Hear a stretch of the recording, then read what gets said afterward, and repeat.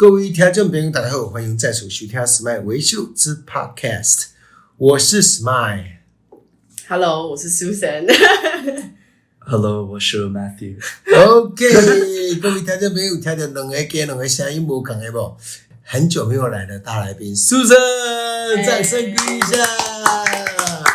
还有我们的新的来宾 Mathew， 这是一个新的面孔，新的声音，所以呢，我们一定要让他先来introduce himself first. Okay, go ahead, Mathew.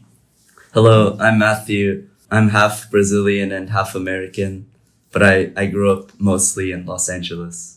Okay, Mathew 呢来自美国，那他your mom is from Brazil. Yeah. Okay, 妈妈是巴西人，然后爸爸呢是美国人。我相信我们的听众朋友一定对他的 background， 他的那个成长背景一定有很大的兴趣，对不对？ So would you like to talk about your background, the process of your growth, and any kind of conflict between the two different cultures, and any problem, I mean the language, or any kind of living style, or some kind of interesting or most challenge for you in your life? Yeah, so I was born in Brazil, but like when I was 3.5 years old, we moved to London for a year. Oh, London. Yeah. So actually like my first memories are all in London. Like, right, like, that's pretty cute. Yeah. So, and then like when I was 5, we moved to Los Angeles. So like by that point, like I was already used to going to different countries, like being in different places. All right. So you only stay in London for 2 years? No, I stayed in London for 1 year. Then we went back to Brazil for a little bit, and then we went to Los Angeles. Wow. Amazing. And then since you were 5 years old, then you started to live in America. Los Angeles, right? Los Angeles. Okay. Yeah. And then you never moved to any country? Yeah. I lived in Los Angeles until I was 18. And then I took a gap year. So I spent like 13 months in Europe. And then I went to university in New York. Right during COVID, I came to Taiwan. Okay. So how long have you been in Taiwan now? Yeah, now it's like 4 years. That's 4 years. Yeah. Wow. But I used to live in Taoyuan. Oh, Long time. Yeah. So let's you move to Kaohsiung, right? You have stayed here for 2 years or? It's like 1.5 years. Oh, 1.5 years. So what's the difference between the lifestyle in Longtan and the lifestyle in Kaohsiung? Northern Taiwan, southern Taiwan? The Longtan is more like countryside. Like it's a very small town. And it's like there's no university, right? So like it's mostly just families and retired people. Yeah.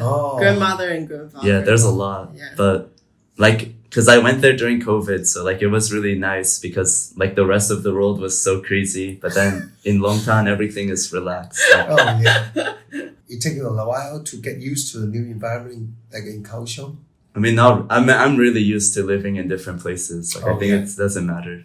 Yeah, just like you say, your history, right? Unless of history, you moved to a different country, right? And I think he built your Chinese ability in Longtan, right?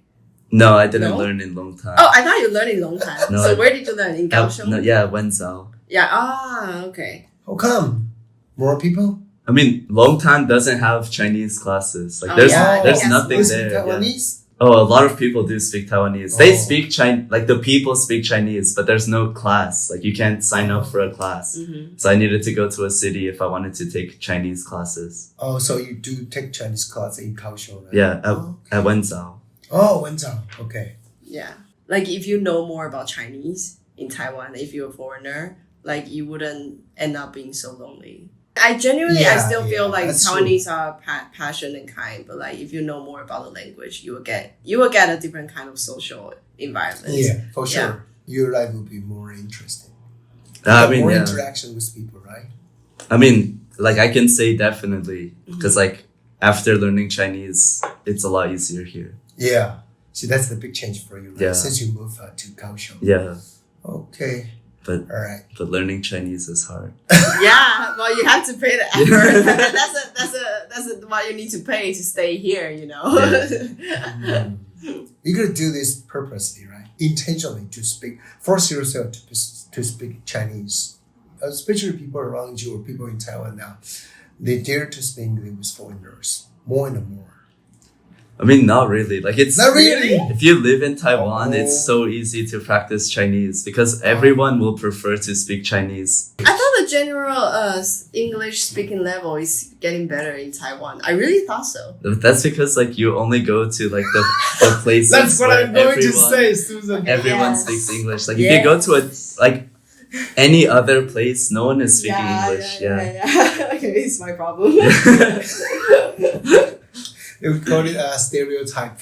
Stereotype then that's a good stereotype. I think you speak good English.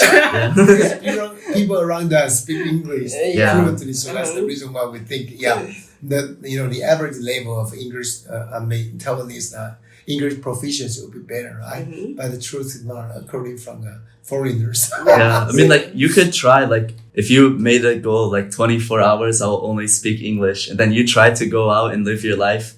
They don't know what you're talking about. Okay. Yeah. Okay. Yeah. Oh, seriously. Wow. Okay, so we really work hard on it. What about teaching in Taiwan? Students in your class, speak English a lot. But they spend a lot of time with a foreign teacher, so it's easier for them to learn. That's the reason why, right? Yeah. And I think kids are more better to teach at some point because like kids doesn't get afraid. Yeah, they're not. Yeah, they're not not shy. afraid. Like they treat you like maybe curious, but they are not shy. Mm. Yeah, compared to like the adult when they already have enough English ability, but like they still wouldn't speak English to a foreigner because they might be afraid. That's true. Yeah, that's so true. The younger, they talk to the more naive. Yeah, the easier. Yeah, for them. Mm-hmm. Yeah. Okay. We talk about a little bit, current life in Taiwan. And now the topic for today is about America, right? America, especially USA. Yeah. All right. And the first one is healthcare, right? Yeah. So Mathew would like to share with us about healthcare. Yeah, because like in the US, right? Like there are different reasons why I don't choose to live in the US. But the healthcare is a big one because obviously the US is the only developed country without universal healthcare. And like that makes such a big difference. I think like in the US, like you never feel safe because if anything happens to you, you either die or you go bankrupt. Okay, then I need to ask a funny question. Because like Americans love to do a lot of crazy shit and that ends up making people hurt.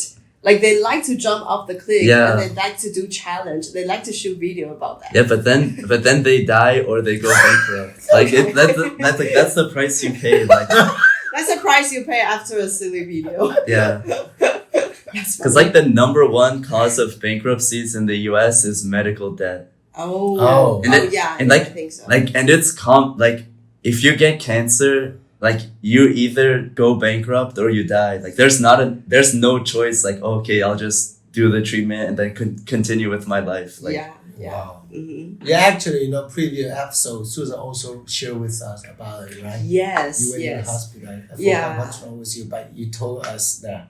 That's cost you a lot, right? That's cost me so much. I got a hives out of nowhere, and then I really need to get a shot. And then the doctor was like, "Are you sure you want to get a shot?" And I'm literally like laying there, like, "I need a shot. What are you talking about? Are you sure? Okay, I'll give you one." Boop. And then I got like so many bills after it. Yeah. This is worried about. You sure if you can afford it? Yeah, but literally, like people in the US, like. They'll get run over by a car and like some nice person will call the ambulance. Oh yeah, they will say, "No, don't take me, don't pick me up, don't talk to me. I'm gonna go home. Like I'll just rest at home because I don't want to pay for this." I'll crawl. Yeah. Then we blessed because like it's free to call an ambulance in Taiwan. Yeah. That's what I'm saying. Yeah. Like it makes such a big difference to your life. Like Is it a big shot for you? I mean, the healthcare insurance, also your boss, they also cover insurance for you, right? Yeah. Yeah, I guess like before I was 18, I didn't really think about it. But then even like when I was 18, I went to Europe for a year. Mm-hmm. And then like when I was in Turkey, I got food poisoning. And like it kept getting like worse and worse. So then like eventually I was like, I had to go to the hospital. Yep. But then I was so worried because I was like, I was like, I don't have that much money. Like I can't pay to go to the hospital. Mm-hmm. But then like we went to the hospital, like I saw the doctor, I got like the IV antibiotics, right? Like he talked to me, he explained everything. And then like the final cost was like €5. Oh. Like for everything, to go to the emergency room, to see the doctor, really, to get an IV and to get a prescription of antibiotics. And I had no insurance. Like, so then in that moment, I was like, bro, the rest of the world, like, just makes sense. Like, if I got that in the US without insurance, like, I mean, like, obviously I don't know, but like, it would be thousands of dollars. Yeah. I guess that's why, because I know some British people that they will go to Turkish for dentist.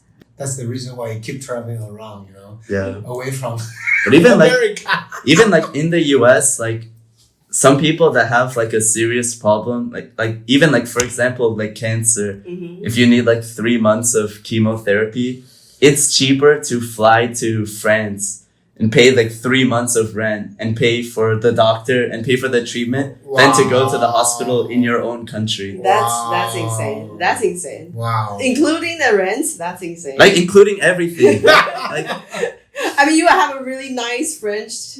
That's why, like, you're in France, you're eating enjoying your baguettes, nice bread. you're just drinking coffee, and it's still cheaper.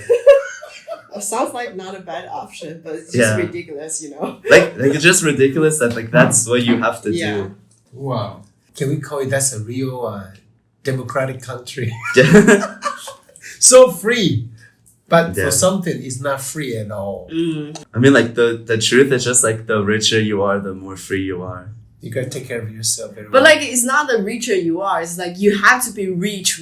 Yeah. Yeah. But that's why, like, it's not mediocre. It's like you have to be rich. No, but that's what, like, if you're a billionaire, like the US is obviously the best country because you can do anything. Yeah. Like you can, right? Like all of the politicians are on your phone. You go, you can go to the White House to have dinner. Right? Obviously, like, that's like 100 people. Like, everyone else, you don't have a choice. Yeah, that's true. In addition to healthcare, I think education will also cost you a lot, right? Yeah. Like, my university, the full price was like 2 million NT per year. 2 million, 200万嘛. Oh, per year. Per year. Yeah. But that's 4 years. But I need to say, because I studied there for a year, I think the education in America is quite good. That's what, like the source that they have is really good. Like Wilson, right? Yeah. Wilson? Like the quality is really good. The quality is good, but like 200万, I'm not so sure. Oh, okay. Like I'm lucky, so do the exchange student program. That's the way. Also, like, that's like for universities, but also like another problem in the US is that like the K to 12 is very unequal. Because schools in the US are funded by property taxes. So if the school is in a rich area, it will get a lot of money from property taxes. Then if it's in a poor area, the school doesn't have money. Like, they can't afford stuff. It's just like, right? Like, it's sad. Like, your life changes so much depending on where you live. Yeah, I think so too. But like, do they really care about that? Because I was in the suburb, and then I found out that a lot of people, they never want to go out. They leave the US. No, not even leave the US. Leave the area. Suburb, leave the area. Like the area is called Decatur, and then I know a lot of people, they don't even go to Chicago. Even Chicago is only 3 hours driving. I mean, like, I think that's really common, especially like in the center of the country. Yes. Right? Like, I have a friend in Taiwan from Ohio. Everyone that she grew up with is still in the same town, like, for their whole lives. Like, they didn't leave. Like, so she's like a very special Ohioan person. Yeah. It's more like they don't have the desire to do No, they don't. Yeah. There's not really like a curiosity. Yeah. But it's also like, cause like if you grow up in the US, like every day you hear the US is the best country. We're number one. I think it's like a democracy version of China. Yeah. Actually, like, in the US, every day in school, you have to sing the Pledge of Allegiance. What? Like, do you know what that is? Like, I don't know. Like, every classroom has a US flag. And then every morning, every student in the school stands up, like, puts their hand on their heart and pledges allegiance to the flag. Yeah, it's literally still happening? I'm pretty sure. In elementary school to high school? I think at least until middle school. I don't know that. That's a bit crazy because like Taiwan, we need to like in Taiwan we need to go outside once in a week to get the flag on, and then we will sing our national anthem and stuff. But like it's only once in a week, and people hate it. Yeah. But I don't know that happened to every day. It's literally every day in the classroom. In the classroom, yeah.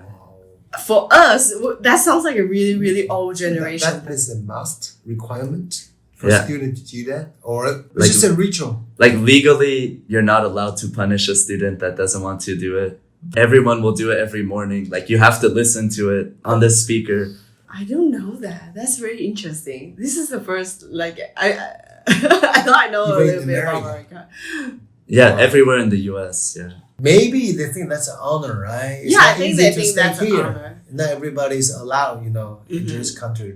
I enjoy democracy, liberty. So you should pay your honor to your country. Yeah. To the national anthem or flag. So no big deal. You got nothing to lose, but you really show your respect to your own country. I think that's the symbol, So like, is it true? Because in the beginning of the podcast, I'm like, USA, USA. So like, is it true if I go to a bar in the US and I started to randomly say USA and then people would chant with me? Literally everyone will start chanting. See, they were so proud of their own country. That's not bad though. Yeah. That's not bad though.